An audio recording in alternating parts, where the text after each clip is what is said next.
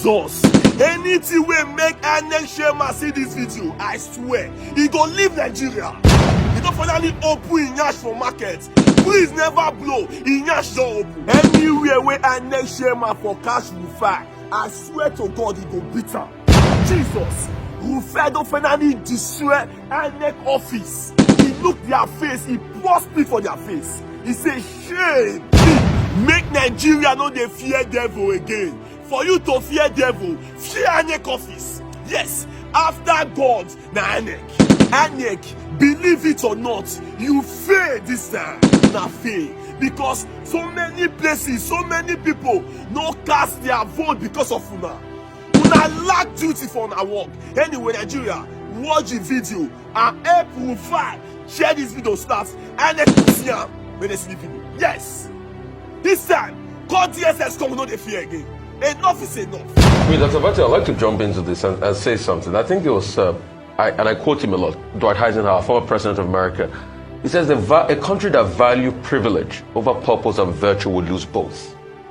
And that's what we have become as a country. And that's why we are even having to debate all of this. See, let's call it clear and simple. What was done is tantamount to changing the goalpost in the middle of the game. There's something people used to play, and I'm sure Mr. Frank remember this, called monkey post. You know, back in the days where there's a small goalpost, and when you see that they are scoring you so much, you try to change the position of the goalpost, or you cover up the goalpost so that it's harder for them to score you. And that's exactly what is happening. The literal translation. Because as stipulated in the law, and by INEC, the process is to be for people to vote at the polling unit, and the results are transmitted at the polling unit. That was the fail-proof system. And that's why you see that even us journalists, do you know that INEC's failure having because you see in other climes of the world, people about elections, and once the results are coming in through the portal, can upload real time. Certain TV channels had that in the Osho elections, but we do that because there was no data of the transparency in the system. So it has even hampered our work as journalists to be able to give people real-time data of what's happening, because we don't have a portal. And these were the concerns I remember definitely I raised, and I want to raise concerns further, and alluding to what Ayo said. INEC is on trial here. INEC, as at 15th of December 2022, claimed they spent 117 billion on technology alone. So close to half of their budgets of over 300 billion was spent on technology. 117 billion. If you're to divide that by the dollar rates today on the street market, it is $156 million. $156 million that was spent on technology alone. The question is, what is the quality of contractors they gave the job for? Number two, what was the quality of the peer review mechanism on the job? Who reviewed the technology? Who reviewed the back end? Who subjected it to a stress test? And Dr. Bati, we are getting home somewhere with what you said. If the telecoms company said there was no network glitch on that day, so it was not a case of a rowdy network. If INEC said that there was no cyber attack, then the last frontier will be something happened to the server. It is either the server was put off or the other things happened to the server we do not know. And that's why, to be able to analyze this effectively, he still has to go back to a report on the server. And what is even the quality of server? And that's why we kept on asking questions from INEC. At a point, I remember last year, I asked an INEC official here, let's even see the APIs to the server.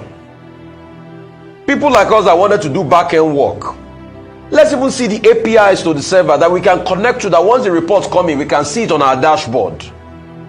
They said nothing of such. Who are the contractors? Who did the back end?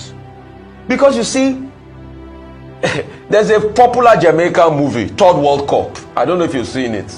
And I'll never forget the words of Ratty in Third World Cup that said, guns don't kill people, people kill people.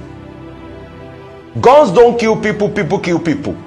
Technology don't just act on its own. It is people that impute the back end of the technology itself. So what caused the downtime that INEC couldn't report as at that point in time when it happened? They had to leave it until when people started questioning the system. And the first answer they give, I keep referring to that thing, the first answer they gave was, oh, nobody promised. And please, people can go and fact check me. Look for the video recordings of what happened at the INEC Coalition Center, the first interview had when the first press briefing was given on that Saturday.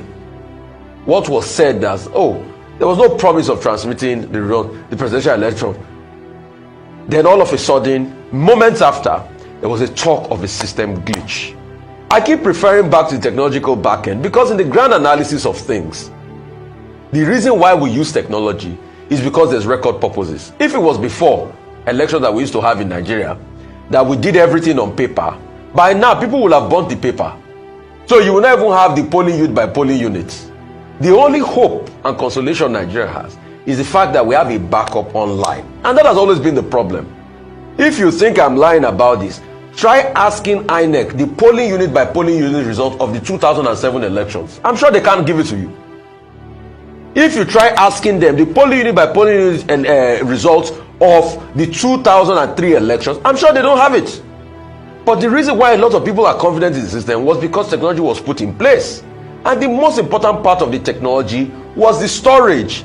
Please, let's go back to the 2019 election. What was the major bone of contention? Wasn't it the case of server? Wasn't it the case of server? So it is this same server. And that's why everybody was excited. Even when some unscrupulous lawmakers tried to scuttle the process of electronic transmission, everybody was excited when the people's will happened. Because it was this same case of server that the Supreme Court just talked about. And the question is, there was no INEC server. So if the server in this case is not also qualitative, if we talked in 2019 about a case of server, and the server in this case has also been scuttled, then where is the hope? Okay, there was an element, that you referred to about the media. Yes. Just to make the point that, our role in this entire process is just to report information as provided by official sources. You know that the National Broadcasting the IREV is an official source, Dr. Abati. The National... No, please, let him don't interrupt me. The National Broadcasting Commission had issued a statement telling broadcasters to abide by the National Broadcasting Code, sections 5.3.3 from, I think A to N, or L, to say that, look, this is what the code says. These are certain things you cannot do.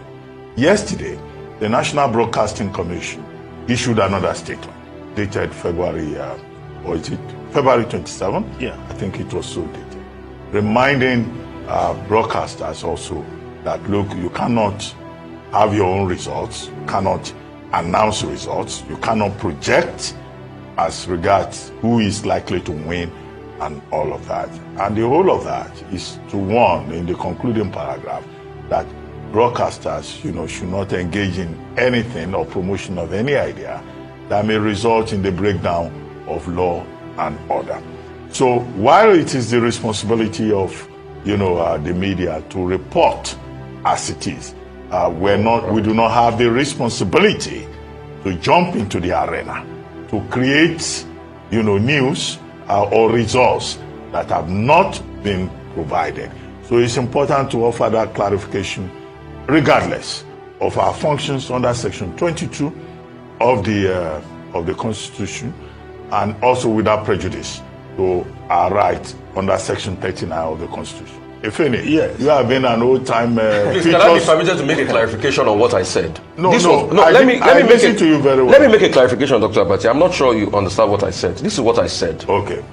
As regards election reportage, if the IREV works the way it should work, media houses can connect to the IREV and upload results real time. Dr. Abati, what I'm saying has been done in this country in Osun elections. No, it's important. No, I'm just trying to make my point.